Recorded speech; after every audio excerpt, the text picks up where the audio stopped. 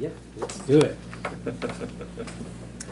Well, you guys are moving a little bit faster than I expected. We literally have ballots coming out, samples on the printer right now. We will have those over to you this afternoon. Rather than rush out, I just want to take one more look. We got the state certification last night. There's a little dispute, just so you know. Do we call it Keystone Party in Spanish and the Green Party in Spanish? Do we just, because it is a party named Green Party, or do we do a Partido Verde? So that was a last minute thing. So you think that wouldn't change much? It actually changed a few things. So we'll get that to you after the meeting. We are comfortably on schedule. We will have UMOVAs out in 7 days. That puts us right on time. If we are able to get the ballot approved next week, we can just do that on a one-on-one. If you're comfortable with that, to take a look, to give you time to take a look at the ballots.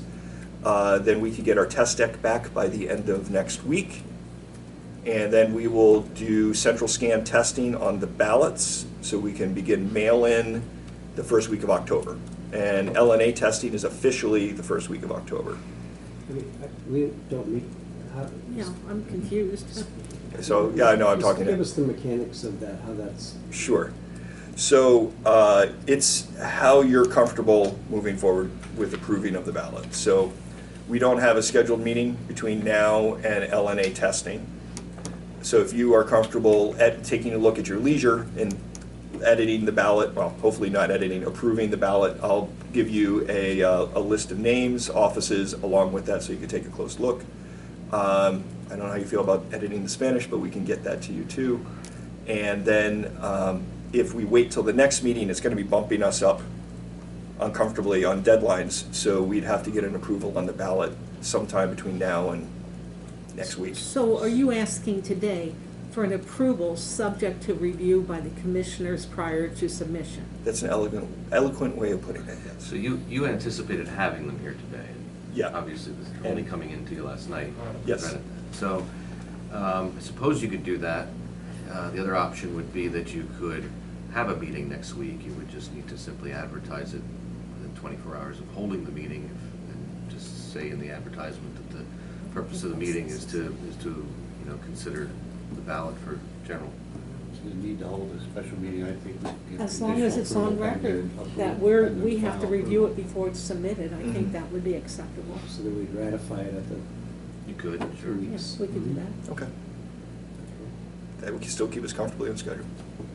All right. Yeah, when we spoke yesterday, that was prior to the final coming down. I mean, it's amazing how fluid this is, but. Yeah. Anyway, I'd appreciate if we could get it so that we're in a position to keep it moving. I'll gladly make a motion to approve the ballot, subject to review by the commissioners at a later time next week. Okay. Second that motion.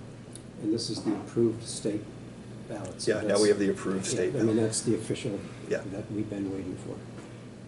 Okay, and then to be ratified at the next public meeting. So what was the conclusion on the Spanish of the parties? It's split, and the state did not take a position on it. So they accept that Partido Keystone, Partido Verde is what we're going with, because that seems to be what local solicitors are generally comfortable with. Okay. As opposed to, on the state paperwork, just Keystone Party and Green Party. But Right. Okay. Okay, controversies. But all the names of the ones that have been, all that's cleaned up. Yep, it's all cleaned up. Good. All right, all in favor of the motion, please indicate by saying aye. Aye. Aye, opposed, same sign, so moved. Okay. Where we sit versus other counties, I know of one other county that has their test deck going out, but no county is currently mailing mail-in ballots that I'm aware of. Everyone is pretty close, within a few days of the same schedule right now, so we're doing good. L&A testing, I was hoping we could bump that up a week, but we are still scheduled for October 3rd. They'll be here. And we will be testing the ballots first before we go through and test all the machines, so that we can immediately begin mail-in ballots once that part is processed. I'd say if they started the 3rd, we could comfortably start mail-in ballots on the 5th. Okay. Go ahead. That, we'll also pick that date the first week. That puts us 4 weeks, about 4.5 weeks ahead of the election, which is what I had in my records as being what we usually do for L&A testing. We have the option to set that any time. So if you are interested in moving that date in the future, say in the spring, we could always move that up a week or 2 weeks even to do L&A testing earlier. That would have our mail-in ballots dropping in the mail sooner. But I would just say, warn you that we still are beholden to the state Yeah. certifying. That's it. So, I know I don't some know. counties do that. yeah, some counties do that, But yeah. then they're, editing ballots out. Right, Because they were right. premature. So that's the danger. So on one hand, some counties nearby, might I add, they jump the gun on this and then they get ahead of us, and then they are, in that county, people start receiving ballots and we start getting calls, where's mine? Well, they actually went before certification. So it's a judgment call here to a point, but we are still on the regular schedule. And we going to talk about the vendor question at all today, or? Should we, did we approve that motion? He's just giving you the dates. There isn't anything to. Yeah. We did vote on the. Okay, I Yeah. couldn't remember if we voted. So we could, I'm ready to talk about the vendor thing if you would like to do that. Yeah, sure. So where we sit is, we're pretty short-staffed, as I emailed you. There are vendor solutions available to us to do mail-in balloting. It's the way many counties, maybe most counties, currently do their mail-in balloting. They submit a file of the mail-in ballot requests every day to a vendor who processes those ballots and mails them out. It's a pretty clean, elegant way of doing it. We haven't done that except one time. When we did, there was 0 problems with the ballots, but we wanted more visibility into what was going on behind the scenes. So we opted to bring that back in-house. We don't have the staffing that we had at that point, so we are looking this time around at possibly using a vendor, which is the estimate, the invoice that I sent you, estimate I sent you. It is a premium price that we're paying for this service. There is only one vendor currently who has paper stock that's able to do this. There is a paper shortage. A lot of vendors claimed they could until we asked them to show us the proof. And David A. Smith is the only vendor that claims to have access to the paper, although I haven't seen it with my own eyes yet. If we go with this route, we'll be using EIGP funds. We'll be 100% covered. Being the grant. The grant funds? Yeah, instead of the acronym. What was the acronym? EIGP. Yeah, but what is it? Can you rattle it off? Election integrity grant program. Protection grant, yeah. So, I hate to spend the extra money, no matter where it comes from, but we would be taking the burden off the office and all our temporary workers, at least on the outbound portion, Yeah, so. I mean, there is a cost of doing it in-house with There extra is. help and so on, so it's Yeah. not as stark contrast. So my big warning to the commission before you make a decision on this would be splitting our ballot printing. David A. Smith does not have the capacity to print all of our ballots. So William Penn would continue to print our ballots. They've never failed us. They've been fantastic. William Penn. David A. Smith would print the same file, but the mail-in ballots. And as a part of testing to make sure there's no problems, thinking like Lancaster that had mail-in ballot issues, but election day ballots were fine, we will test both sets of ballots at the same time if we move forward. But there's a little risk there by splitting your vendor. There is, but if you test both, so. It's the most you can do. It's the most I can do. it is. I didn't hear the total price for this extra service. I did not bring in my my form here, but I was just gonna say, it's hard to give a total price because you don't know how many mail-in ballots you're going to send. You can Right. estimate, but I think the per ballot cost is really what tells the tale, and it's gone up. it's gone up considerably. So we're looking at a little less than 30 cents a ballot to just for the paper printed, brought back to the courthouse here. When we go to David A. Smith and their processing, again, this is just the ballot, we're looking closer to 60. That's not the processing fee, and that's not the other. And the last time we did this, which is a few years ago now, but it was 22 cents, I think you said, for those ballots. It's up to 60. No. I don't know what the David A. Smith price was before. but there's no way. William Penn we get a very aggressive price from William Penn, and David A. Smith is the first one to say that we can't even come close to touching that. So I don't know, I didn't see the earlier price from 2 years ago. Quality of the paper is. It's identical. That's state mandated, you have to use 80 sorry, if you carry, it's 80 pound. There's a certain brightness of the paper that is mandated by the state. So that's what the printers have to use, so. And I think if you proceed with it, Sean and I will jointly have a conversation with the vendor, making sure that they're not overdoing it or over promising, I guess, extending themselves, because a lot of counties are, I'm sure, looking at this option. Mm-hmm. So All that the means counties time are is similar. of the essence as well. Time is of the Yeah, I essence. think to get in line, yeah. We're not the only ones facing this problem, as you can imagine. Everyone sees the same paper shortage. Everyone is pulling things out of their offices because it's just too hard to manage in-house with the volume that we're getting to. Well, I'll make a motion to move forward with David A. Smith, knowing that we're still using William Penn where we can. Second. Okay, it's been moved and seconded that we enter into this vendor agreement. Any questions or comments? If not all in favor, please indicate by saying aye. Aye. Opposed, same sign, so ordered. So Okay. you want to make a road trip and make sure they show us our paper? I did in fact tell them that I was probably going to do a road trip to see the paper. All right. It's funny you say that. I did just yesterday. Wrap it up in a color that's ours or something. So if we come back with bad news, I will let you know right away, but I expect they'll be fine. I only have one more thing, and that is I want to warn the board to be vigilant. Stop warning us, just tell us. Go ahead. There's a lot going on right now there. Sometimes it's hard to trace with conspiracy theories and other attacks on the election office that are going statewide. We get things reported to us. It sounds like it's coming from in-county, but it's often people that are from in-county, but they're reporting things that they actually see on social media from outside the county.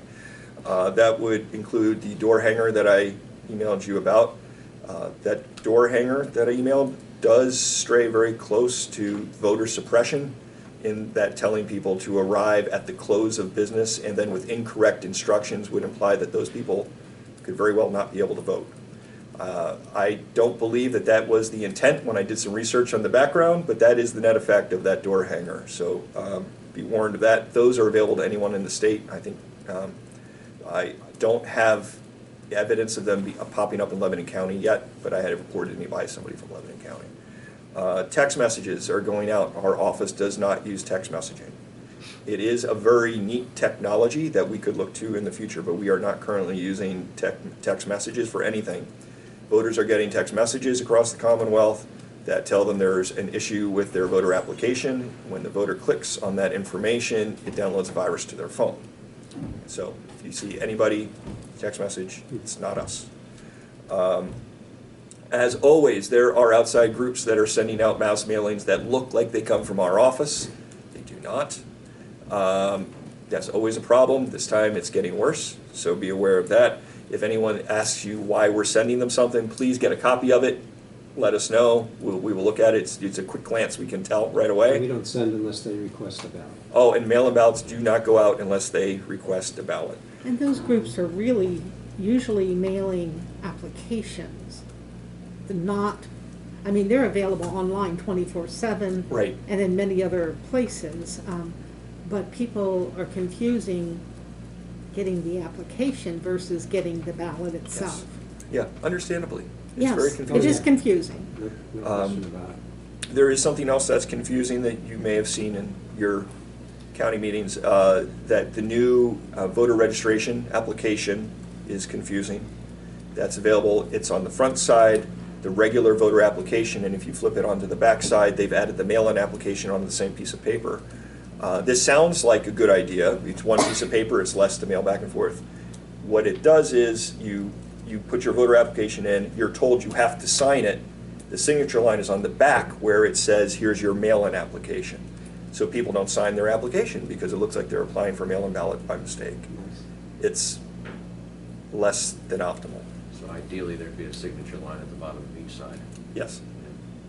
So this will, aside from voter confusion and rejecting voter applications for failing to fill out the form correctly, if it's also having people that maybe don't want mail-in ballots fill it all in because they don't want to mess up, so they fill everything in, and it's going to skew the mail-in ballot numbers too, conceivably. So. Well, thank you for alerting us to these things, because you get bogged down with it in your office trying to field all these different charges or allegations, whatever, that they're blaming us for sending out, and it would be nice to have clarity about what we actually only send out, what people request for a mail-in ballot. Right, right. The last big thing that you will undoubtedly hear about in Lebanon County is that there is a very well-organized and funded effort to eliminate vote tabulator machines in the state of Pennsylvania.